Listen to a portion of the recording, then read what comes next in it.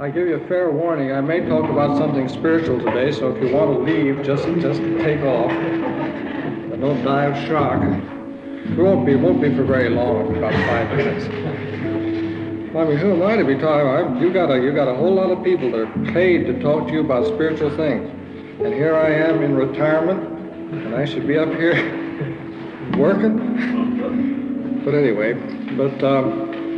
we were talking about that man who shot all those people. Well, I understand that they said he did have a brain tumor, but they didn't think that was the cause of it. They thought that might have helped him along a little bit. Yep. There's an article in the Peace Corps. Oh, is there? About him? No, about brain tumors. One of the volunteers was killed. Oh, one of the in that group. Student. Oh, yeah.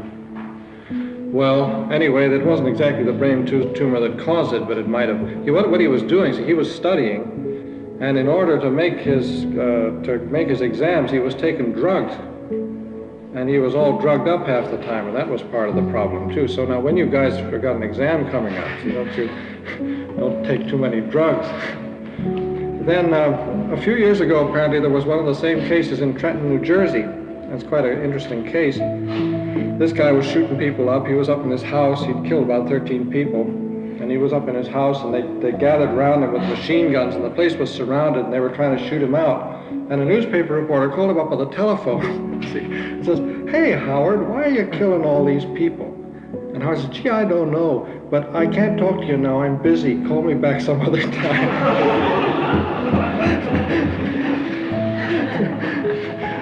Then in China, I don't know if you've heard any news. I haven't really.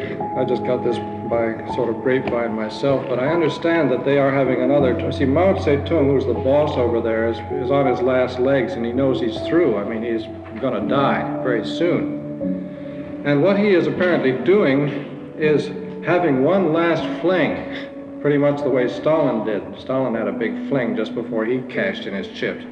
But apparently he is trying to clean up every vestige of the old China, every vestige of Chinese philosophy, Chinese religion, and Christianity too. All the religions, clean them all out. He's not killing all the people, but he's cleaning up all the statues of Buddha, all the temples, cleaning them all out, trying to leave a totally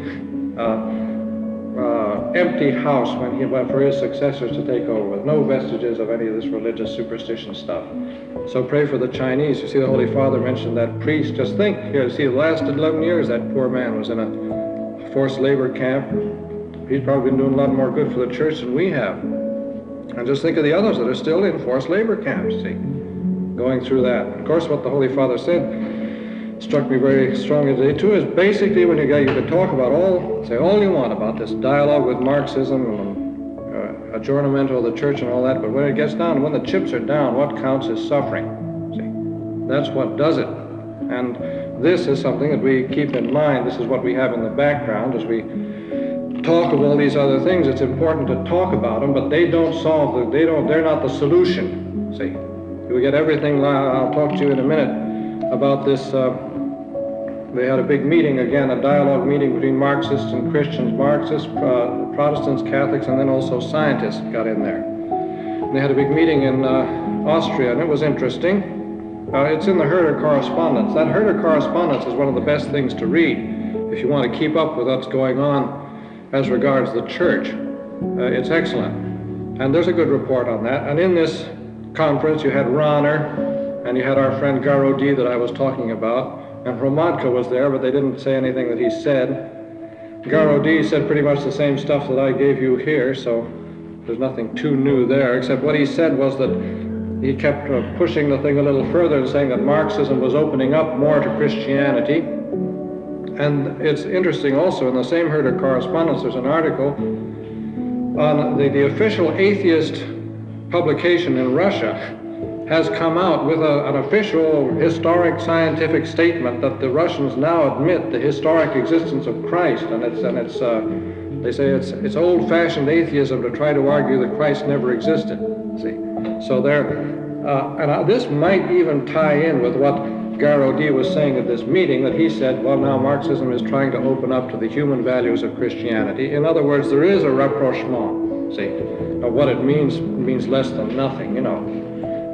But I mean, politically speaking or socially speaking. But what it does mean, the real significance of this, evidently, is, as they admitted themselves in this magazine article, is that people are fed up with this old-fashioned 19th century rationalism that they've been dishing out in Russia. See, this hard-line, stupid 19th century rationalistic approach that everything about Christianity is a pure fabrication. I mean, anybody with any sense, you don't have to be a believer. This isn't a question of faith.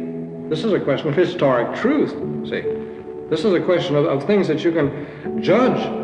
Anybody with common sense can judge the evidence. See, we don't believe that Christ existed. We know that Christ exists. It's a historic fact. It's not a matter of faith, see. It's a matter of faith that he's the Son of God, but it's a matter of historic fact that he existed. See? And if you can't see the historic fact, well, you can believe it. You have the merit of faith then. But normally, any person can just weigh the evidence. He existed. See? And so they have come round to the point where it's foolish to deny this evidence anymore. So that's a progress. I mean, at least they're growing up. You know, they're getting a little more mature. But they're not letting go of their atheism for all that.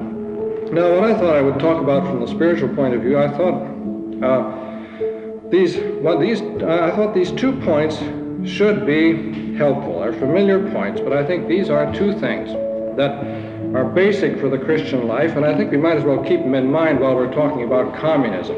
See, it fits in with communism, and it fits in with our monastic life too. I mean, if you're going to be talking in terms of a dialogue between Christianity and communism, what are we doing as Christians? See, what are we doing here in the monastery? We get back to the same thing. What is the purpose of living a life of self-denial? What is the purpose of an ascetic life?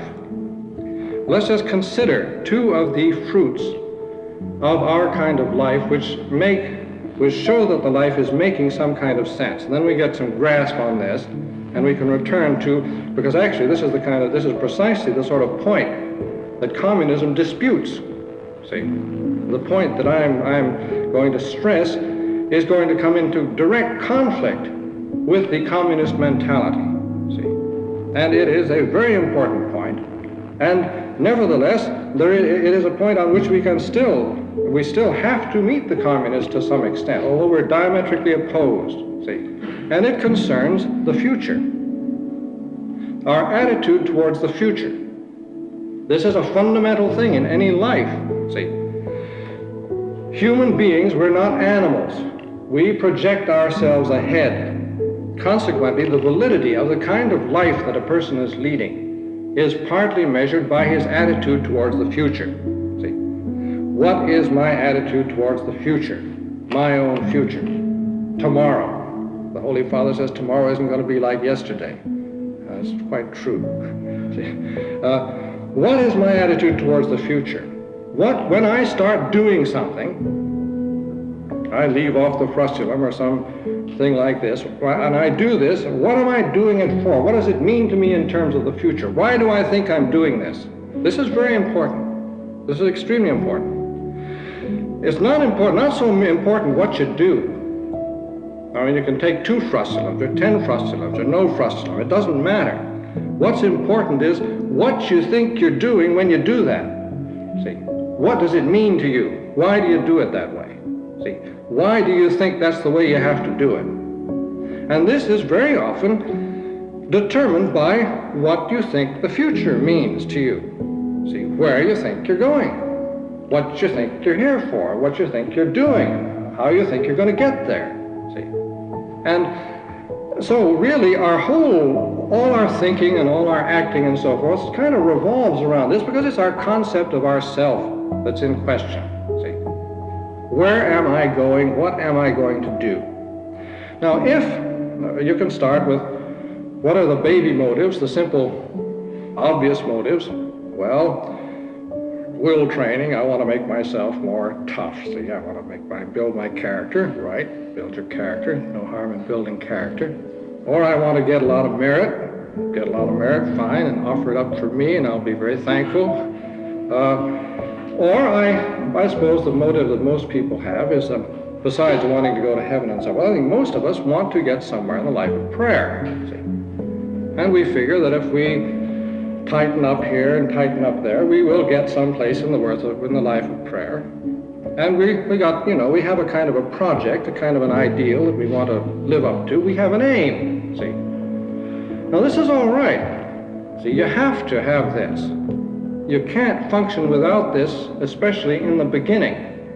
But what happens is that when one's future is consistently tied up with something that one wants for oneself, there is a kind of this characterizes one's life in a certain way. See, if I am constantly doing something for some specific thing that I want to have happen in my life soon, see, I mean, I don't want them to laugh at me when I do this or something like that. See, now I'm going to make it so that they will take me seriously. See, this community is going to see that I'm a serious monk. See, this isn't me talking. I've given up, Lord. I've tried for 25 years and failed, so I think that now that the time is ripe for me not to care about this anymore. See, but this is this hypothetical person that I'm talking about. See, they are going to take me serious. I'm going to be accepted.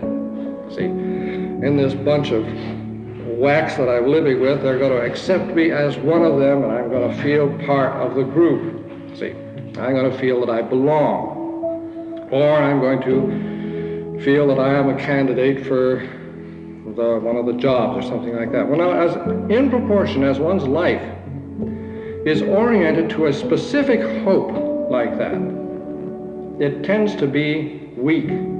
See, it doesn't tend to be strong, it tends to be weak. From a certain point, at a certain point in the spiritual life, that's the only way you can do it, see. So I'm not saying drop that if that's what you're doing, and if that's working, do it. But it is not permanent, see. Because when you start maturing in the spiritual life, it's exactly the opposite, see. Because gradually what happens? God and you are working on this business of where you're going to go. And as the years go by, see, you have your aims that you're aiming for, and sometimes you attain some of them. Some you attain and some you don't. In either case, it comes to the same thing. When you attain them, you see they were worthless, see. And when you don't attain them, you either give up, see, or if you're stubborn and pig-headed, you can hang on for a lifetime and then convince yourself that they were aims you were supposed to attain, in which case, God help you, see. But either you attain them and see that they were stupid, or our Lord makes you finally give up, see. He makes you drop the thing. And gradually, as your life goes on, you will find that the purpose of everything is to make you drop your own plans, see, and to make you drop your own hopes. But that does not mean at all dropping all hopes, because what happens? See, the great problem with most people is that as soon as you start getting frustrated in one or two of your pet spiritual hopes, what happens? Some wise man, tell me, besides discouragement, there's another element that comes in there. The voice of experience. I don't want to put it that way. The voice of book learning. Well, what happens? I guess the traditional term would be Arcadia. Well, you get bored, you get in this state of discouragement, but then also what goes with that is, see, people don't just live with Arcadia. They also substitute if you want to get mad. See, that's true. That's the voice of experience down there. but what they do is they substitute other hopes, see. And what happens is that's the problem of focusing on specific hopes. Because when one is taken away, you're going to want another. And it very often happens that you start at the top and work down, see. And in your first year, you're hoping for the mystical marriage, see. Then when you have to give that one up, well, you see, you'll settle for the prayer of union, see. And when after 3 weeks you see that this isn't practical, well, at least the prayer of simple regard without sleep, see. And then with that, you get that. That's easy to get. Even without sleep, it's possible. It's quite simple, and most people have it if they will just stick with it, see. Don't get discouraged. Most people in this community are capable of a simple contemplative form of prayer, without tears, without sleep, and without any problems whatever, see. And if there are problems involved in this, it's because you created them for yourself, see. This is not something that our Lord wants you to let go of. It's easy, see. It's like breathing, see. And if you treat it like breathing, you're all set. You don't have to worry about it. Of this, enough said. But what happens is that when you let go of something like that, then you start getting into the other kinds of hopes, see. Well, I want something that's going to give me some fun, or I want something that's going to help me to pass the time more painlessly, or that's going to help choir go by like 5 minutes instead of 10 hours, see, or so, something of this variety. Well, then, of course, when you get into that, you're in trouble, see. God doesn't want either that you should substitute less good hopes, or that you should simply enter into a blank of resignation. But what he wants you to, and resignation is not enough. See, this is this, what we usually do is this. Okay, all my hopes have been taken away. I'll do your will. I'll resign myself to do your will. And I'm not going to like it, but I'll do it because I have to. See, this is resignation, and this isn't good enough. What we should do, and what we learn to do, is to have no other hope, but to place all our hope. And that's to say, not no hope, see, that's bad, but to place all our hope in God's will. Not to resign ourselves to God's will, but to place our hope in God's will, see. All the punch that I was putting into this desire for something that I wanted, and all this vim that I was putting into something that I needed, and so forth, put that in in God's will that I don't know. Put it in what I don't see, instead of putting it in what I do see, or what I did see, or what I imagined. Put all your eggs in the basket of what you don't know, which God has in reserve for you, and you will find you will get some jackpot, if not now, later, see. And it will not be the jackpot you're expecting, see, but it will be the real, true jackpot. It will be because it is, if in this basket everything is there, see. This is what the spiritual life is about, see. This is what we are here for. Is this emptying of partial hopes, see, because all the hopes that we can concentrate on are partial. They are just a little bit, they're just a drop in the bucket. And God asked us, and this is the fundamental law of the spiritual life, he asks us to get rid of the part in order to have everything, see. He does not want for us less than everything. He does not want for us less than the whole works, see, but not the whole works immediately. That's another matter, because if I say, I've got to have the whole works tomorrow at 10:45, see, that immediately becomes partial, because I'm putting a limit. It's got to be at this specific time, and it gets into a temporal thing, and so forth. The whole works means all that God wills for everybody, me included. This is what I want. Thy kingdom come. My whole heart is in this, see. This is what the thing is about, and this is what the communists don't believe. See, this is what you mustn't do according to them. See, this is the wrong way to do it. For them, this is the wrong way, and for us, this is the right way. And between the two, never the twain shall meet. It's either or, see. You have to be able to fit their idea of action in with this somewhere, no doubt. But it remains secondary, see. Then the other important thing is one of the most important things in the life, together with this, because this is for oneself, see. Yes? Dominus. I'd just like to put one question here. If I can answer it, I'll try. How would you reconcile what you just said, that the little power of faith to God versus love? It's the same thing. So leaving the whole works to him. See, you're not. She said this in other words somewhere along the line. I mean, you know, there was one point where she did this exact thing. I was thinking of her when I was saying it. I mean, there was one point where they were having a party among the kids or something like that, and one of her sisters said, "Do you want the banana or the rattle or something?" He said, "Give me the works, you know, give me everything." And it comes. This is Theresian spirituality, if you like. See, it's the same. It's the same thing. It's the idea of leaving everything completely to God. And if you say you're not getting anything, it comes to the same. To get nothing and to get everything. 0 equals infinity. It's the same thing. See, it comes to the same, because if it's all in God, it's everything. See, it's now the other point the important point besides this is another fruit of this particular life we're living in. And this is a tremendously important thing. See, these are two things that one has to keep his eyes open for, because if you don't, you miss the boat. And this other important thing, this most important thing, is, of course, dealing with the people that you're living with, see. And where we are still, to a great extent, insufficient on this particular point of dealing with the guy that's around, these people that are around us, is that we merely learn to cope with them, see. I mean, how do you stand them? You know, how do you deal with them so that you can function with them without bopping them every once in a while, see. In other words, learn to cope with your brother as an object, see. This is no good. See, it's a waste of time. You can do that in the subway. You have to, see. This is not a subway. See, this is supposed to be better than the subway. Somewhere along the line, this is better than the subway, see.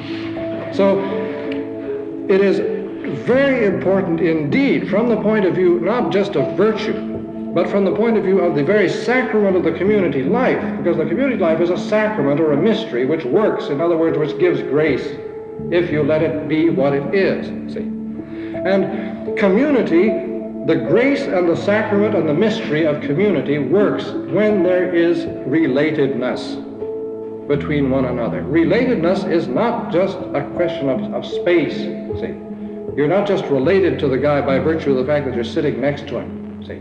You have to be really related to the people that you live with, see. And this is very important, because if I am related to this guy, I may be full of all kinds of faults, but I am getting an enormous amount of grace by reason of the fact that I'm related to this other guy who's also full of a lot of faults. And between us, we are sanctifying each other much more than if we were a couple of sadomasochistic, virtuous bums who are sanctifying each other by being a penance to each other. See, there has to be some of that too. But if you get two virtuous people who are not related to each other and just sanctify each other by banging against each other once in a while, this is not so good. Because the sacrament is not working the way it's supposed to work. And it's much better to be less virtuous and be more related than to be more virtuous and less related, see. And so do not get the impression that what matters is for you as an individual to become more and more virtuous. What matters is for you as an individual to become more and more, or you as a person to become more and more related, see, with these other people. Because if you are related, the whole thing works a great deal easier. And you get an awful lot of grace without any trouble. See? And you know, everybody knows this from experience.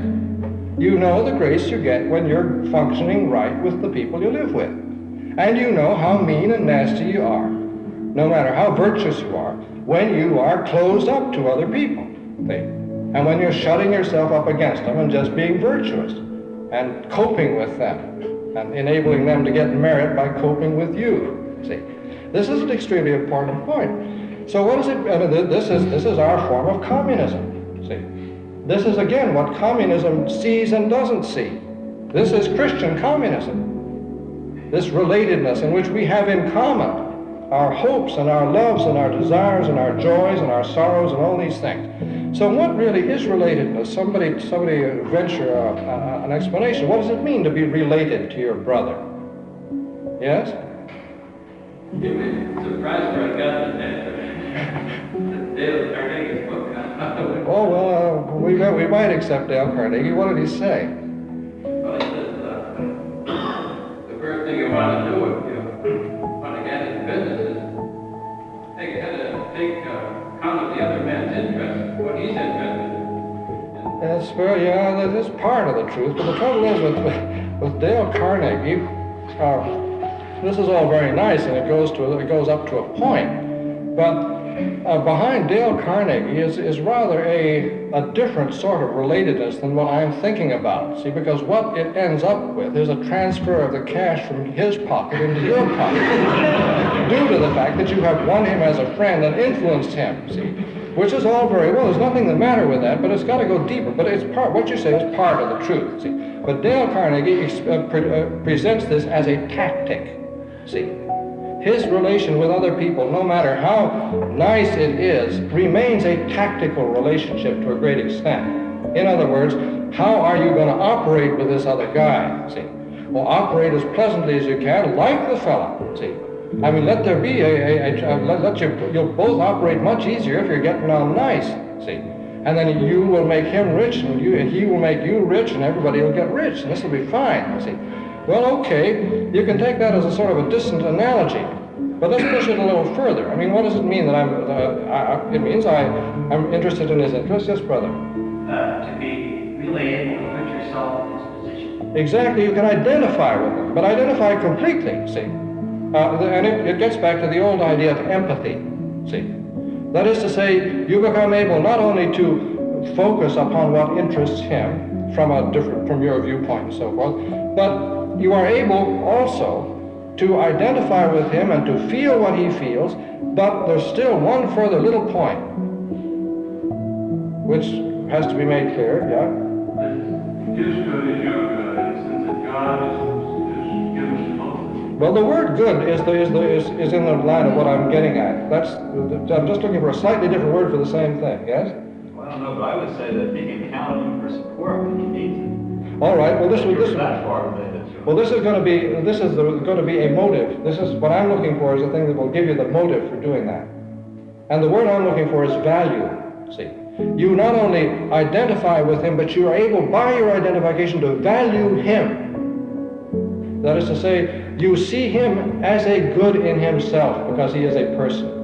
See, you value. Let's take a hypothetical case of brother X. See, what you do with him is that you not only learn to know the man, you not only learn to see things the way he sees them. And of course, you can't do this perfectly with everybody. See, but and you not only learn to feel what he feels and to appreciate why he feels it, and then, of course, to support him and so forth, but you do this because you value him as something totally unique, see? And this is extremely important because his faults are part of the picture, see?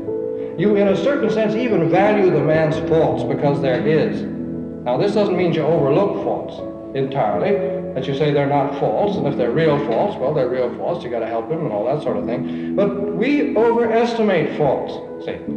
It's a great shame in this kind of life. You can't help it, but it's what you get for this kind of life. It's a great shame that in this kind of life, faults are overestimated, see. People are too fault conscious, and when what prevents people from really identifying with another person is that they always put the faults in the way, see. I'd go all the way with brother X, but the son of a gun, he's a glutton, see, or he eats like a pig, or something like that. He's not a good monk, see. And how can I really, if people see that I really like this cat, see, they're going to say, well, he is like him, see. He's a glutton too, see. Well, so what? What's the gospel? Our Lord was identified with the publicans and sinners, see. He valued the publicans and the sinners. These are valuable people, see. And this is the way we have to look at them, yeah? My brother right or wrong, but I wish he was right. What's right? See, who knows what's right? How are we so darn sure that we know what's right? See, this is one of the elementary things. And if we are so sure that we're right and so sure that he's wrong, we're messing up the whole blame community, see. And if we hang on to this, we're going to mess it up permanently. This is terribly important, see, because this is what this kind of a life is for. Yes? The problem is, though, is that it involves a kind of death to myself. Yeah. To find value in him, identify myself with him to be the kind of going. Yeah, well, that's what relatedness involves. You see, relatedness means this capacity to leave oneself behind or something like that, and to be able to go to, and of course we all experience this in one way or another in certain situations, but not so much in this kind of life, because we are pretty much thrown back on ourselves. But if you think back to warm, close relationships you have had with people outside, see, when you're with somebody you're very fond of, you don't even think of yourself for hours at a time. See, you're thinking in terms of the other person, or you're thinking in terms of we. See. When you're with a real close friend, neither one of you is thinking I and he, or I and so forth. It's we, see. And there's no longer either one of you there as a mere individual. You are functioning as a related two related people, which means we, which is the way that we're meant to function. This is the way man is not supposed to be. It is bad for man to be alone, see, unless he's got company up there in the form of angels, saints, foxes, badgers, so forth. But a man cannot be absolutely, simply, completely alone, just alone, period. There's no such life. See, it's the life of a beast. Man has to always be living in terms of we, see, in which he is able to forget himself and function with another.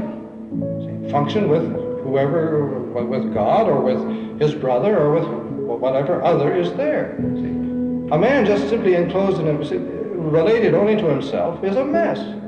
We all know this.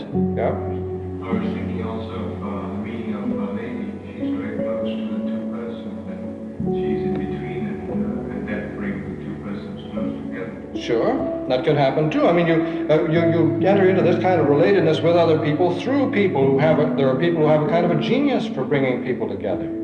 See, there are certain people that have a profound capacity to radiate sort of relatedness with others. This can happen too, yes?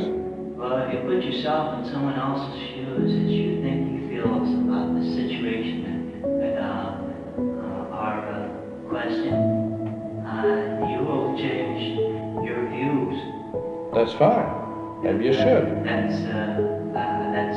Well, of course, part of this is willingness to change your views. See, you don't have to, I mean, every time you relate to somebody else, you don't have to drop your whole philosophy of life and, throw it in the garbage can and start over. But a lot of the time you just suspend your views, see. And when you're dealing with certain people, you simply suspend a lot of stuff. You just hang it up and put it on the hook somewhere and leave it. See? And when you need it, you come back and get it some other time. Now, if every time I deal with somebody, this gets you down to this question of dialogue with a communist, see. Okay, now comes the time where I am in dialogue with a communist, see. And I say, okay, he's a human being, see. I'll be nice to him, and we'll be polite, and we'll talk about he's a red, see. And he's wrong, and I'm right, see. And this we have to be very sure about, because, I mean, he's gonna, if I'm gonna be like that, see, sure, I'm right, I know I'm right. But maybe I can just put aside my rightness for the moment and just deal with this guy as a human being, see? And if the chips get down and he gets nasty about communism or something like that, okay, I'm not gonna sign up and join the party or something like that. But I mean, I should be able to suspend my particular pet beliefs put them aside for the moment in order to talk to him. Doesn't mean I'm renouncing them, see? You do this all the time. Now, we do it in little things. We don't do it we don't have a chance to do it in big things. But you do it all the time. I mean, when you're with a brother who is notably more euphoric and sign-making and outgoing, you tend to be a little more euphoric. You should, see, tend to be a little more euphoric, sign-making and outgoing with him, see. I mean, that's you don't just sort of freeze up on him and go, who do you think you are? I'll proclaim you in the chapter of false. That doesn't work, see. So therefore, these are two very important, these two terribly important points for a Christian outlook on life, see. And they are fundamental in dealing with communists. And what's important here is the fact, see, that these are bedrock human realities that I'm talking about. They're not ideas in the head, see. These two things that I've talked about can exist without any ideas in the head about them at all, see. They are living attitudes. Now, if a person embodies these in himself, and these are living realities in his life, then he is in a position where he can dialogue with these people in such a way that he's going to be unshakable and he's going to make clear to them the values of the Christian faith, see. Because he is going to embody the realities which they question, see. And the great reality which they question is Christian hope. See, this is the fundamental reality which they question. So therefore, there's no use meeting them simply with Christian arguments for the afterlife or Christian arguments for this and that. We have to embody a perfect hope in ourselves. A man who does not embody in himself a perfect Christian hope has no business dialoguing with communists, see. And of course, who can say that he does? Well, it's a hard saying, but one has to and has to simply learn some way or other. But when a person does embody this in himself, then the arguments don't matter. And when a person embodies this in himself, it's the same thing in the monastic life. Then the trials and so forth of the life don't matter, and the shake-ups in the life don't matter, and all the crises of the life don't matter. Why? Because one sees that all these things are simply contributing to the fulfillment of what God wants to give to his beloved, to his sons, his children, see. And he gives it the way he wants, and if he does it in the opposite way that we think he should, well, let him do it that way. I mean, that's his business, how he's going to do it, see. And we fit all these things in. So I suppose probably next time I may try and finish up this whole question of Marxism and how Marxism does question Christian hope. So we'll look into that maybe next time.